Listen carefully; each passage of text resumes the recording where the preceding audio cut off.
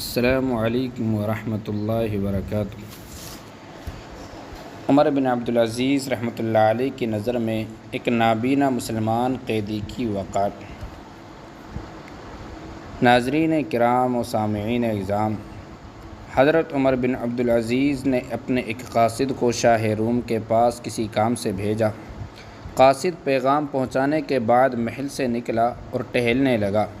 ٹہلتے ٹہلتے اس کو ایک جگہ سے تلاوت کلام پاک سنائی دی۔ آواز کی جانب گیا تو کیا منظر دیکھا کہ ایک نابینا شخص چکی پیس رہا ہے اور ساتھ میں تلاوت بھی کر رہا ہے۔ آگے بڑھ کے سلام کیا، جواب نہیں ملا۔ دوبارہ سلام کیا، جواب نہیں ملا۔ تیسری بار سلام کیا۔ نابینا شخص نے سر اٹھا کر کہا، شاہ روم کے دربار میں سلام کیسے؟ قاصد نے کہا، پہلے یہ بتا کہ شاہ روم کے دربار میں خدا کا کلام کیسے؟ اگر سلام نہیں تو پھر کلام کیسے؟ اس نے بتایا کہ وہ یہاں مسلمان ہے۔ بادشاہ نے مجبور کیا کہ اسلام چھوڑ دے۔ انکار پہ سزا کے طور پہ دونوں آنکھیں نکال دی گئی اور چکی پیسنے پہ لگا دیا۔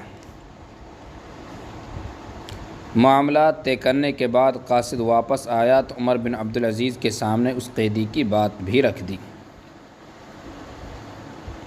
کیا لوگ تھے وہ بھی؟ عمر بن عبدالعزیز نے کوئی مذمتی بیان جاری نہیں کیا، 5 یا 10 منٹ کی خاموشی اختیار کرنے کا حکم نہیں دیا، اجلاس نہیں بلایا، بلکہ کاغذ قلم لیا اور یہ تحریر شاہ روم کو لکھ بھیجی کہ اے شاہ روم، میں نے سنا ہے کہ تیرے پاس ایک مسلمان قید ہے اور تو اس پہ ظلم روا رکھتا ہے۔ میری یہ تحریر تیرے پاس پہنچنے کے بعد تو نے اس قیدی کی رہائی کا پروانہ جاری نہیں کیا تو پھر ایسے لشکر جرار کا سامنا کرنا جس کا پہلا فرد تیرے محل میں ہوگا اور آخری میرے دربار میں۔ اب سوال یہ ہے کہ ایک اسلامی مملکت کے سربراہ نے اتنا بڑا قدم کیوں اٹھایا؟ ایک شخص کے لیے جو اس کے ملک کا باشندہ بھی نہیں، اپنی سالمیت خطرے میں ڈال دی۔ پتہ ہے کیوں؟ کیونکہ انہیں معلوم تھا کہ اگر ایک مسلمان کی حرمت خانہ کعبہ سے بڑھ کر ہے تو جغرافیائی حدود سے بھی بڑھ کر ہے۔ کیونکہ انہیں معلوم تھا کہ نبی علیہ السلام نے صرف ایک صحابی حضرت عثمان بن عفان کے لیے 1500 صحابہ کرام سے موت پہ بیعت لی تھی۔ انہیں معلوم تھا کہ ہادی عالم یہ فرما گئی ہے کہ تمام مسلمان ایک جسم کی مانند ہے، ایک حصے پہ تکلیف ہوتی ہے تو تمام جسم تڑپتا ہے۔ انہیں معلوم تھا کہ نحن الامہ، ہم ایک ہی امت ہیں، اور جب سے یہ نظریہ ہم سے اٹھا ہے ذلیل و رسوا ہو رہے ہیں۔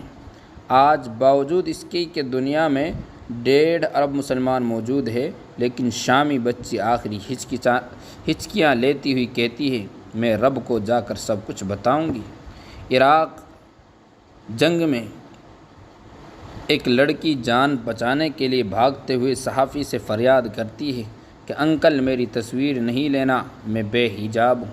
ایک فلسطینی بچہ بھوک کی شدت سے نڈال فریاد کر رہا ہے کہ اے اللہ مجھے جنت بھیج دے، مجھے بہت بھوک لگی ہے۔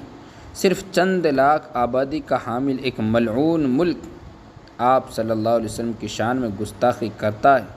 یہ سب کیوں ہو رہا ہے؟ کیونکہ انہیں معلوم ہے ہم میں سے کوئی پاکستانی ہے، کوئی ہندوستانی، کوئی سعودی، اماراتی اور کوئی ملائیشین۔